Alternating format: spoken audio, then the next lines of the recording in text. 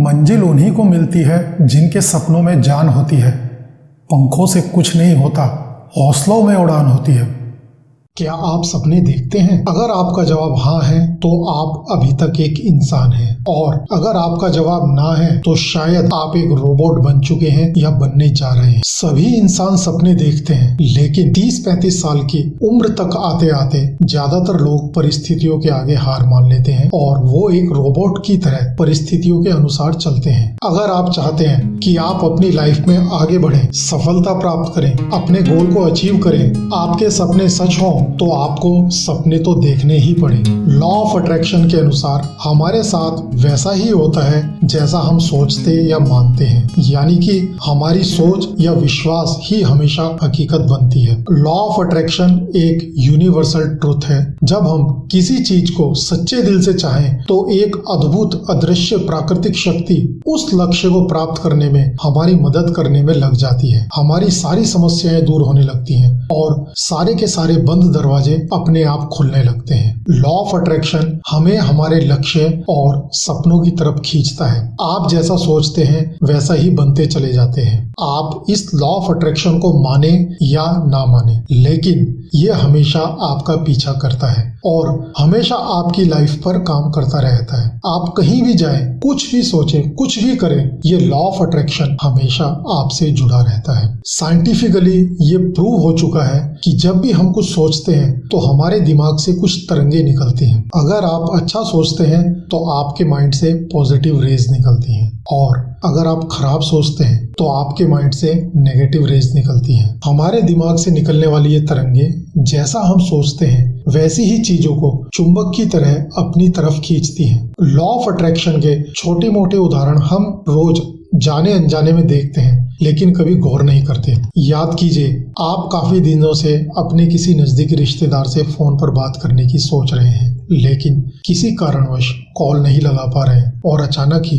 दूसरे दिन उसी रिश्तेदार का फोन आपके पास आ जाता है। आपको कोई गाना याद आ गया है, आप सुबह से ही उस गाने को गुनगुनाए जा रहे हैं, और शाम को जब आप FM शुरू करते हैं तो वही गाना बज रहा होता है। आप अपने लिए कोई चीज खरीदना चाह रहे हैं, लेकिन किसी भी कारणवश नहीं खरीद पा रहे हैं, और आपके बर्थडे या किसी भी और ओकेजन पर वही चीज आपको गिफ्ट में मिल जाती है। ऐसे ही जब आप अपने किसी पुराने फ्रेंड्स, स्कूल टाइम या कॉलेज टाइम के फ्रेंड्स को याद कर रहे हैं, जिससे अब आपका कोई कांटेक्ट नहीं है, आपके पास उससे कांटेक्ट करने के लिए कोई भी मीडियम नहीं है, और कुछ ही दिनों में वो फ्रेंड आपको फेसबुक पर मिल जाता है। ऐसे स्टूडेंट जब एग्जाम के लिए अपनी प्रिपरेशन कर रहे होते हैं, वो 90% को अपना लक्ष्य मानकर या 90% प्लस को अपना टारगेट मानकर अपनी पढ़ाई कर रहे होते हैं, और रिजल्ट आने पर उनके उतने ही % मार्क्स आ जाते हैं। ऐसी बहुत सारी बातें हम सुनते हैं, एक्सपीरियंस करते हैं, लेकिन क्या कभी आपने सोचा है क्या ये केवल एक संयोग मात्र ही है? जी नहीं, यही तो है लॉ ऑफ अट्रैक्शन।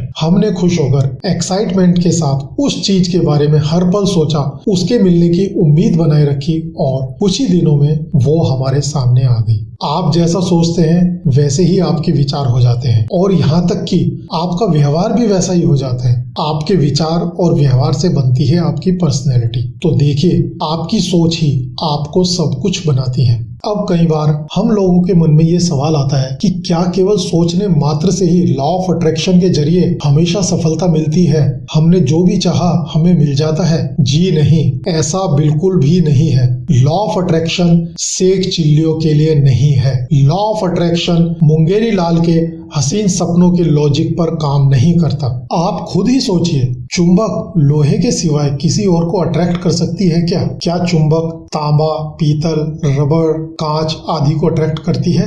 नहीं, क्योंकि चुंबक और लोहे की फ्रीक्वेंसी एक है, इसलिए दोनों एक दूसरे को अट्रैक्ट कर पाते हैं। उसी प्रकार आपके विचारों की फ्रीक्वेंसी और चाहे गए सपनों की फ्रीक्वेंसी भी एक होनी चाहिए। उसके लिए आपको वैसे ही एफर्ट करने होंगे, अपने अंदर एक पैशन क्रिएट करना होगा, एक जुनून पैदा करना होगा, तब आपके सपने और आपकी फ्रीक्वेंसी एक हो जाती है। तो आपके द्वारा चाही गई सभी चीजें खुद ब खुद आपकी तरफ आकर्षित होती चली जाती हैं। जैसा कि हमारे missile man doctor Abdul Kalam, जो एक स्टूडेंट से लेकर एक बिजनेस टाइकून तक के लिए आदर्श हैं, एक प्रेरणा के स्रोत हैं, उन्होंने भी कहा है, सपने वो नहीं है जो आप नींद में देख देखते हैं। सपने वो हैं जो आपको नींद नहीं आने देते। अगर आपके गोल या सपनों में दृढ़ इच्छा शक्ति की कमी है, आपकी विल पावर में कमी है, तो आपका सपना कभी हकीकत नहीं बन सकता। दृढ़ इच्छा शक्ति ही लॉ ऑफ अट्रैक्शन का आधार है।